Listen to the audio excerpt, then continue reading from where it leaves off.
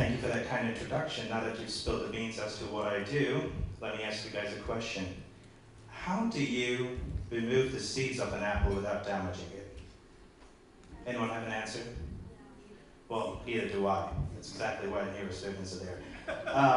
This question was posed to me by a guy named Tony 23 years ago when I was 6 years old. Tony and my dad, after, were very good friends.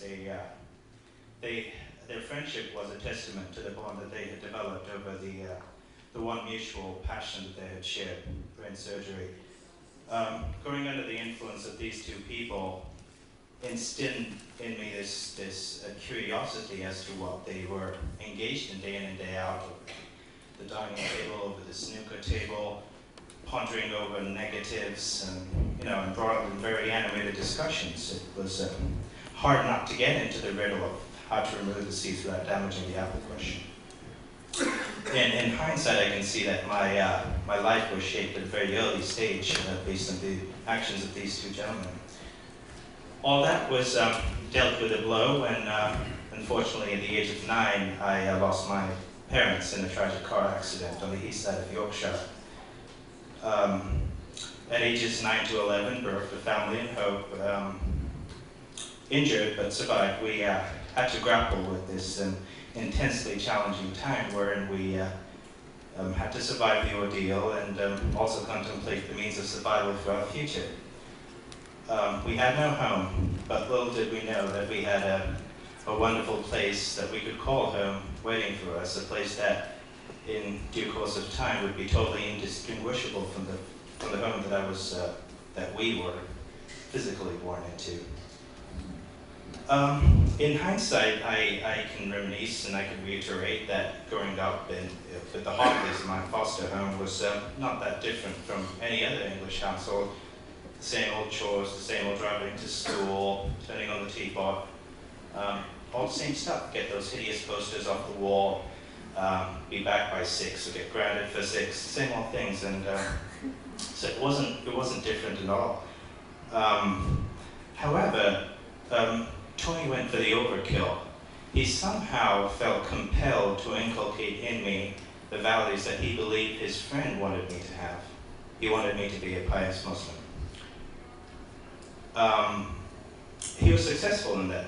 A testament to that fact, that we are successful, respectable individuals. Both my sisters, Elizabeth and Fiona, are PhDs in finance, and they teach international business operations in the London School of Economics. Nick and Andrew, their own children, they're corporate lawyers and they reap in cash. Richard, on the other hand, for the love of sports, was the organizing secretary of the London Olympics Committee this past summer. And as for me, the not so glamorous of them all, I had to pop in 3 tablets of anti-anxiety pills before standing in front and sharing my story with you grand people.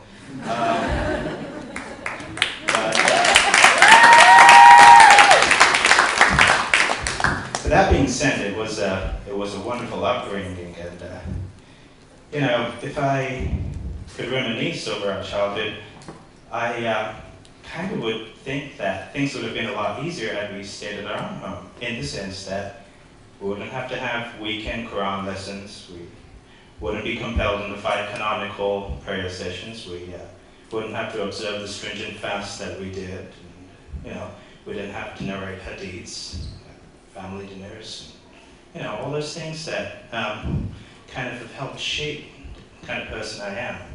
Not that I mind that overcompensation, but it definitely has a bearing as to who I am today. All that instruction, all the heartfelt that we went through. And so Tony made it absolutely clear that he wanted me to be a very, very pious Muslim.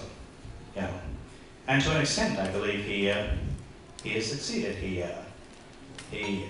is instructed and transformed me to an individual who does try to pray 5 times a day, who does recite the Quran and study it, who tries to be nice to once and all, who would enjoin good deeds and forbade from evilness, and I've been trying to do my best, but all the kudos goes to him. And at times, however, my mom, my godmom, Heather, would kind of unload on him and ask him to take it easy, and you know, just give us a break. But he was very determined. My godfather, Tony Hockley, was also a very established neurosurgeon. He was an authority in pediatric neurosurgery. He was instrumental in carving child neurosurgery out of the general gamut of general neurosurgery. And as such, being a person of repute, he had very little time to share with us. And in the few conversations that we would have over the dinner table or at breakfast, he would greatly emphasize on how to value life for what it is. The romantic side he had for his wife, the dedication he had for the children he treated, and the love he had for us as kids. To me, he was the quintessential personality that I would love to grow up and emulate. It should come as no surprise then that I followed his footsteps into medicine and beyond. And when I came to the point that I had to choose a career, I chose neurosurgery, and I chose to do it here in the United States, only because he thought that the British system was very archaic, and two, that the place to be for neurosurgery and for the dynamic specialty it had now become to be was the United States. And three, he thought I'd find a better wife here in the United States rather than in England, he said. He's been successful on all those fronts, and over the tenure of him being the president of the International Society of Pediatric Neurosurgeons, got me introduced to a lot of people, and I said I had a lot of connections, but he also wanted me to do it on my own. He wanted me to be perseverant. He wanted me to do it the hard way, the way he and Dad had done, and so he wanted to maintain the fighter inside me. On the 21st of June in 2009, Tony had a massive heart attack in Yorkshire in his home, and he passed away subsequently an hour later. On the way back from Los Angeles to his funeral in London, I would constantly send the things that, nice times that we had together and the things that he had instructed in me. And my thoughts would wander over this one instance when I would go over I just stumbled on his CV, and I would go over it and I would look at all the numerous peer-reviewed journals, the books he's authored, the scientific monographs he published, and all his clinical achievements basically. And as a young clinician, neurosurgeon, you tend to do the math and say, all right, so how many publications do I need to get out to match his CV? While I did that, I happened to nudgingly ask him as to what he considered his greatest accomplishment over this entire CV. And the reply that came is something that I carry with me, and something that is carved in my heart, and something that I carry very close to my soul. He told me, my greatest accomplishment is you, Yasser. Nothing has ever made me prouder. No child can say that they prefer to be orphaned, but if I had to do it again, I would definitely prefer to live with Tony. For me, he was my home.